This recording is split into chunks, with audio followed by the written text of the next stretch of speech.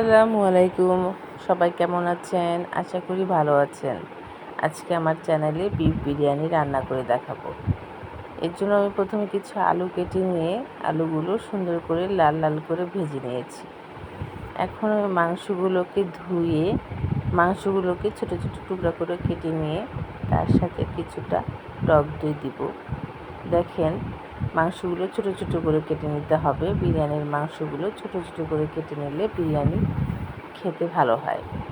এখন টক দইয়ের সাথে আমি কিছুটা আদা রসুন পেস্ট দিয়ে দিলাম। এখন তার সাথে কিছুটা কাঁচা পেঁয়াজ কুচি দিয়ে দিলাম।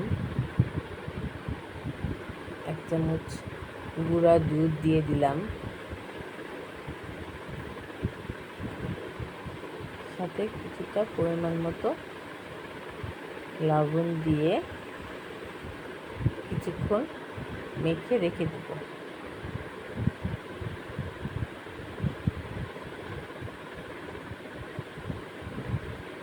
কিছুক্ষণ মেখে রাখার পর আমি এখানে বাদাম বাটা দিয়ে দিলাম।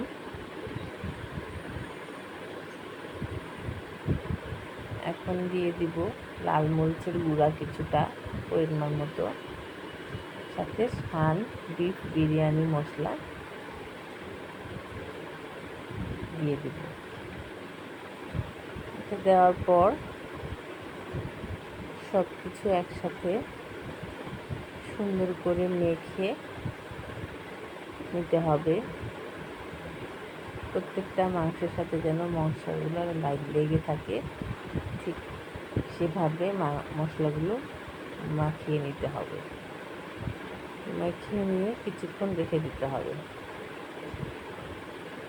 এখন একটা প্রেসার কুকারে তেল দিয়ে তার মধ্যে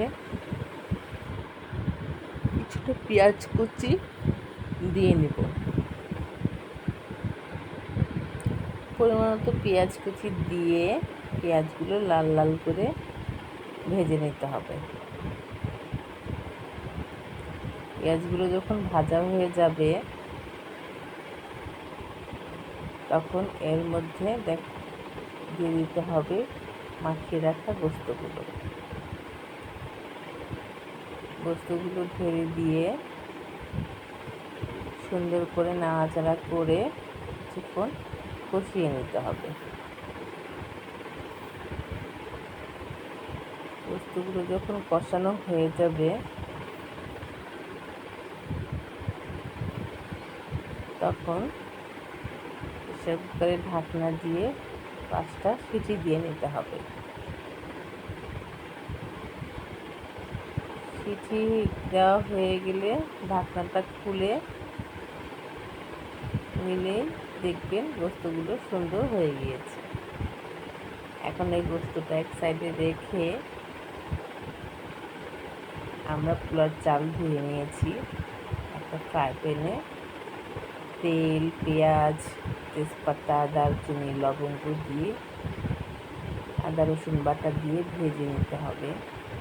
ভাজা হয়ে গেলে তার মধ্যে চাল দিয়ে নাড়াচাড়া করে ভেজে নিতে হবে।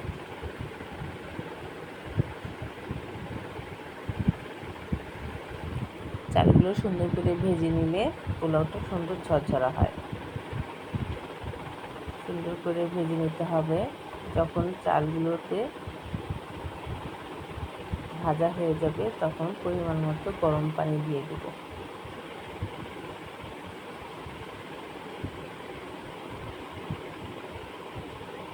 পানি দিয়ে নাড়াচাড়া করে নিতে হবে।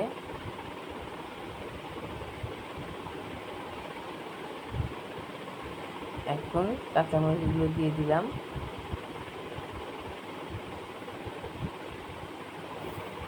কিছুটা গুঁড়ো দুধ, চিনি আর পরিমাণ মতো লবণ দিয়ে সুন্দর করে নাড়াচাড়া করে নিতে হবে।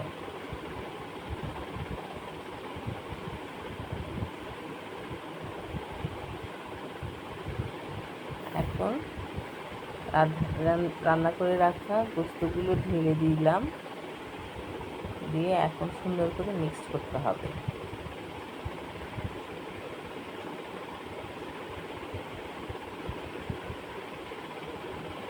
করা হয়ে গেলে আলু বোখরা আর ভাজা আলুগুলো দিয়ে সেগুলো রোস্ট করে নিতে হবে। এখন কিছুটা পরিমাণ মতো ঘি দিয়ে সুন্দর করে নাড়াচাড়া করতে হবে। পরিমাণ মতো কিছুটা কেওড়া জল দিয়ে এখন এটাকে ঢাকনা দিয়ে দমে বসিয়ে দিতে হবে। যখন হয়ে যাবে তখন উঠিয়ে সুন্দর করে মিক্সড করতে হবে। মিক্সড করে নিয়ে হয়ে গেল আমার বিফ বিরিয়ানি।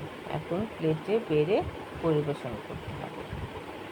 আল্লাহ হাফিজ সবাই, ভালো থাকবেন।